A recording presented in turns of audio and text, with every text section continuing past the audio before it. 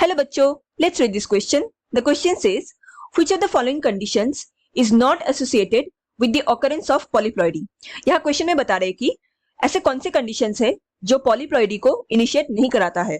Option A, failure of cytokinesis. Option B, reduplication of chromosomes and their separation within the nucleus.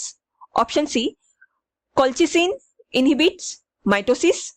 And option D, gain and loss of single gene experiment. To answer this question, let us understand the key concept of this question. Here, the key concept is polyploidy.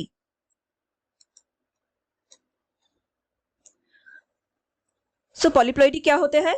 It is the condition जहां पे there is an increase of whole set of chromosomes.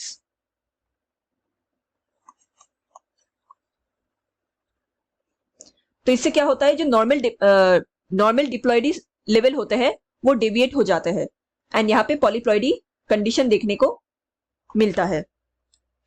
इसका basic reason होता है due to failure of cytokinesis. जब cell का division अच्छे से नहीं हो पाता है तो पॉलीप्लॉइडी का कंडीशन एक्युमुलेट हो जाते हैं. हमारे बॉडी में जो सेल डिवीजन होते हैं ये 2 टाइप्स के होते हैं या 2 फेजेस में देखने को मिलते हैं. पहला फेज है कैरियोकाइनेसिस एंड दूसरा फेज है साइटोकाइनेसिस. कैरियोकाइनेसिस के अंदर हमें कई फेजेस देखने को मिलते हैं. It includes prophase,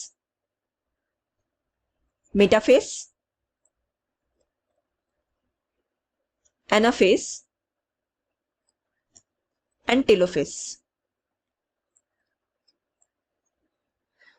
So in general, karyokinesis क्या है? It is the division of nucleus and cytokinesis division of cell. Prophase में क्या होता है? यहां पे हमें कंडेंसेशन ऑफ क्रोमोसोम देखने को मिलते हैं. क्रोमोसोम कंस्ट्रिक्ट हो जाते हैं ताकि इसमें अच्छे से डिवीजन हो सके. मेटाफेज में क्या होता है? क्रोमोसोम्स मिडिल प्लेट लाइन में खुद को अलाइन कर लेते हैं.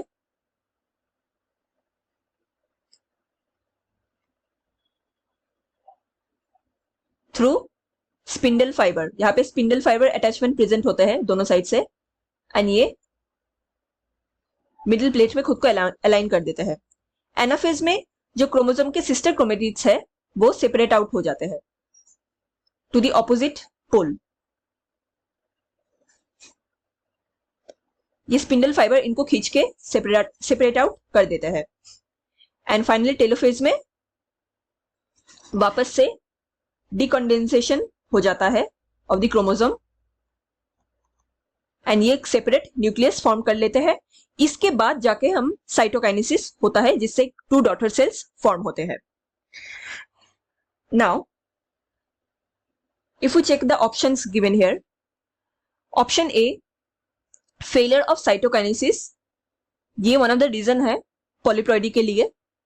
Option B, reduplication of chromosome and their separation within nucleus, मतलब न्यूक्लियस के अंदर ही क्रोमोसोम्स का रीडुप्लीकेशन अगर होता रहा तो इससे भी पॉलीप्लॉइडी कंडीशन होना पॉसिबल है. कोल्चिसिन इनहिबिट माइटोसिस, मतलब न्यूक्लियस के अंदर क्रोमोसोम्स का तो डिवीजन हो रहा है लेकिन बाहर से कोल्चिसिन क्या करता है, सेल डिवीजन होने से प्रिवेंट करते हैं. So colchicine also play a main role in polyploidy formation. However, gain and loss of single gene segment के अंदर कोई अगर गेन एंड लॉस हो रहा है तो उस प्रोसेस को म्यूटेशन कहते हैं. It is not related to polyploidy. Hence, the correct answer here is option D, gain and loss of single gene segment, which is not associated with the occurrence of polyploidy.